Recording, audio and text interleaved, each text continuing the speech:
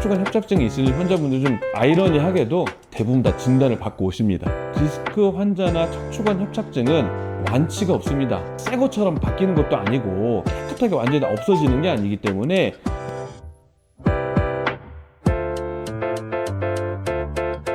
네, 안녕하세요. 자흥한방병원 안덕근입니다.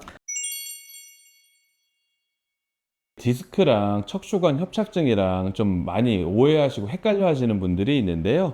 우리 몸에 이제 척추 가운데 우리 신경관이 지나가는 통로가 있습니다. 뭐 나이가 드시거나 아니면 혈액순환이 안 되거나 하면서 조금씩 좁아져서 신경을 압박해주는 그 부분들을 척추관 협착증이라고 얘기를 하고 있습니다. 이 척추관 협착증이 있는 분들의 특징이 뭐냐면 앉아 있거나 가만히 이렇게 좀 구부려져 있거나 그럴 때는 좀 통증이 덜한데 똑바로 서가지고 이렇게 걸으시면은 통증이 엄청 심해서 걷지를 못하십니다. 전형적인 척추관 협착증의 증상인 파행보행이라고 얘기를 하는데요.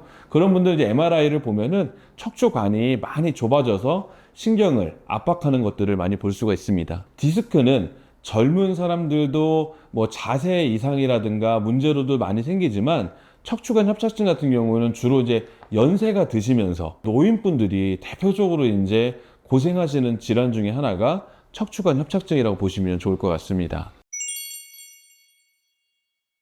다리가 막 땡기고 저리고 아프고 하니까 이게 디스크인지 하지정맥류인지 뭐 부종인지 척추관 협착증인지 구분을 좀 못 하시는 분들이 있는데 쉽게 좀 표현을 하면은 디스크가 눌리거나 터졌을 때는 그 신경을 따라서 감각이 이상하거나 저리거나 예를 들어서 뭐 오른쪽이면 오른쪽, 뭐 왼쪽이면 왼쪽, 딱 특정 라인 쪽으로 이렇게 땡기거나 저리거나 이런 것들이 오시는 경우들은 디스크라고 볼 확률이 좀 높고요. 하지정맥류 같은 경우에는 말초 쪽으로 가는 혈액이 심장 쪽으로 올라오지 못하면서 저체가 되면서 생기는 그런 부분이기 때문에 밤에 다리가 탱탱 붓는 느낌이 들거나 양쪽으로 종아리가 터질 것 같은 그런 이제 무거움을 호소하신다거나 이런 경우들이 하지정맥류로 보시면 좋을 것 같고요. 척추관 협착증 같은 경우는 앉아 있거나 좀 이렇게 좀 쉴 때는 괜찮은데 허리를 좀 꼬추지 세우시고 걸을 때 통증이 심해진다. 이거는 척추관 협착증일 가능성이 상당히 높다고 보시면 좋을 것 같습니다. 기본적으로 엑스레이 찍고요. 심하다 싶은 경우들은 MRI를 찍어서 정확한 부분이 어디가 있는지를 확인하는 게 가장 좋은데요. 사실 요즘에는 너무 MRI를 많이 찍기보다는 이학적 검사라든가 증상들을 물어보고 요 정도면은 대부분 이제 느낌이 오거든요. 이게 척추관 협착증인지 디스크인지 이런 부분들이 딱 느낌이 오기 때문에 그 부분에 맞춰서 치료를 한번 받아보시자고 말씀을 드리고요. 척추관 협착증 치료를 한 2, 3회 정도만 받아봐도 걸음을 걸으실 때 좀 가벼워진다거나 통증의 감소를 많이 느끼십니다. 디스크 환자나 척추관 협착증은 완치가 없습니다. 치료를 한다고 디스크가 새 것처럼 바뀌는 것도 아니고 척추관 협착증이 치료를 한다고 해서 깨끗하게 완전히 없어지는 게 아니기 때문에 우린 이걸 관해라고 하는데 일상생활을 하는데 특별히 문제가 없게 잘 유지할 수만 있으면 되거든요. 대부분 요즘엔 척추관 협착증이 있으신 환자분들 좀 아이러니하게도 대부분 다 진단을 받고 오십니다. 척추관 협착증 자체가 치료가 좀 어렵고 안 되다 보니까 여기도 갔다 저기도 갔다 이렇게 오시는 분들이 많아서 치료 방법들은 여러 가지가 있는데 너무 조직이 막 유착되거나 심한 경우에는 우리 칼 도자를 쓰는 도침 치료도 있고요. 일반 송곳 같은 침이 아니고 일자 드라이버처럼 이렇게 조직이 너무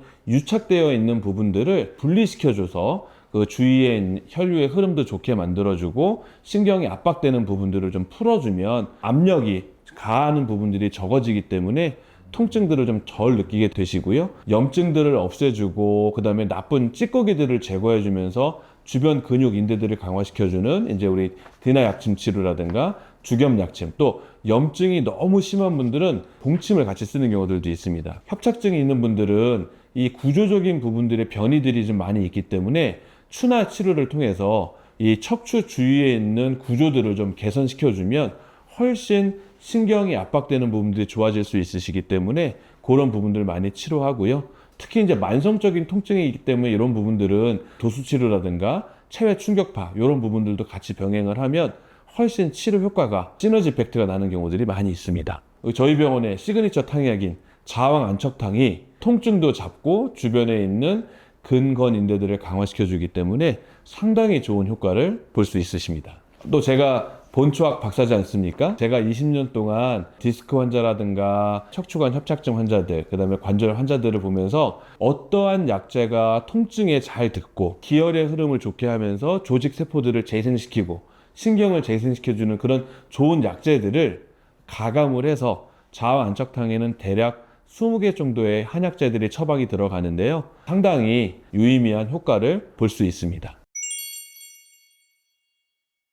도침은 이제 쉽게 말하면 양방에서 쓰는 메스라고 생각하시면 되는데 손 그 느낌이 있거든요. 피부를 뚫고 들어가는 건지 조직을 뚫고 들어가면서 근건 인대를 들어가는 건지 이 부분들이 있거든요. 사실 이거는 이제 공부가 되게 많이 필요한 부분이죠. 절대로 위험하지 않게 들어가야 되는 시술이기 때문에 정확한 해부학적인 지식을 기반해서 도침의 길이와 굵기를 선별을 해가지고 신경을 뭐 손상시키거나 그럴 정도까지 깊게 들어가는 건 아니기 때문에 너무 뭐 위험하게 생각하실 필요는 없으실 것 같습니다. 다만 일반인들이 하면 큰일 납니다. 양방 쪽에서는 이제 척추관 협착증이 너무 심해서 이게 압력을 버티지 못하면 후궁절제술이라고 해서 뼈 뒤쪽을 그냥 끊어버리거든요. 뒤쪽에 뼈를 갖다가 이렇게 절제를 해가지고 기를 트는 거죠. 문제가 되는 게 뭐냐면 압력은 분산이 되는데 지지할 수 있는 부분들을 약하게 만들었으니까 그거에 의한 풍선 효과, 다른 또 통증들이 또 생기는 경우들이 있기 때문에 신중하게 선택을 해야 될 부분인 것 같습니다.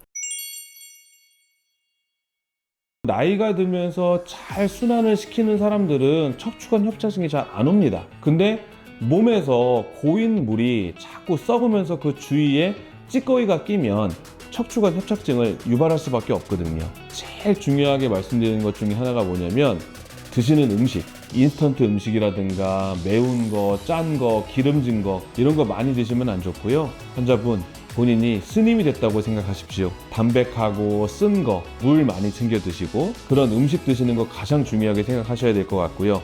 젊었을 때 운동량이 부족할수록 처리에 있는 기립근들, 주변 근육 조직들이 약화가 되면서 주위에 신경들을 압박하게 되는 경우들이 생기기 때문에 적절한 운동, 바른 자세, 잠을 주무실 때도 너무 굽혀 주무신다거나 이런 것들 안 하실 수 있게, 결국 이걸 한약에서는 섭생이라고 하는데요.